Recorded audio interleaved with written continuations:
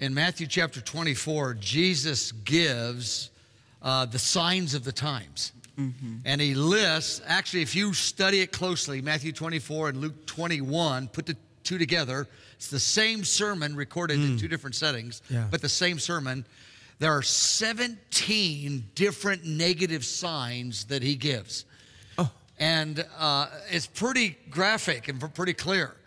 And when I think of the signs of the times, I think of three different categories. There's sign events. They're actual events. Then there's sign trends, and that's what we're going to talk about in the deception. And then there's cosmic signs in the sky. So again, sign events, like the nation of Israel being reborn, capturing the control of the city of Jerusalem. There's a number of sign events that when they happen, the event happens and it's over. I mean, it's there. There's trends that escalate over a generation. And that's the ones we're going to be looking at as well, and cosmic signs in the heavens.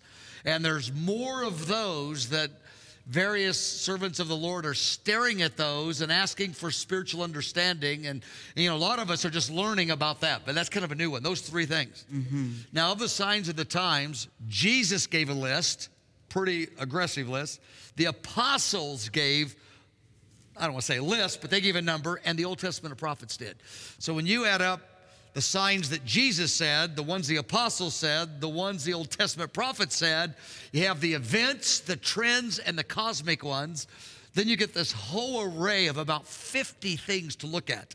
And they're signposts.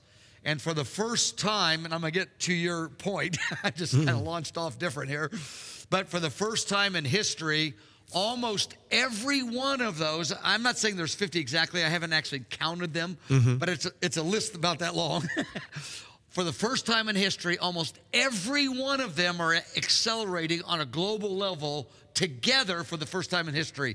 That is alarming and alerting. Can you share some of them? Yes. The big sign event, the big one, that began the divine calendar was taken off of pause and set into motion was the rebirth of the nation of Israel, 1948. I mean, that was the massive one because when you read the Old Testament prophecies and they describe the scenario related to the generation the Lord returns, Israel is always a nation. And so for 2,000 years, since 70 AD, because most of you know, in 70 AD, Israel was driven out of the land and ceased to be a nation. So 70 AD, 200 AD, 400 AD, 1200 AD, 1800 AD, 1900. The theologians through church history said, well, that's got to be figurative because Israel's not in the land. So these prophecies can't really be literal. Then suddenly in one day, in 1948 in May, Israel became a nation, born in a day. And for 2,000 years, the church theologians kind of couldn't figure out the prophecies because Israel wasn't in the land. And now they're in the land. The divine clock is taken off of pause, and it's running, I think, since 1948. So we're in that generation. I believe we are. We're in the coming of the Lord's time, people. It's there. It's all. And this piece. This is probably this is the most important one, don't you think? I think it's the one big of them one because there's no nation in history has ever been out of its homeland for 40 years and ever recovered its identity.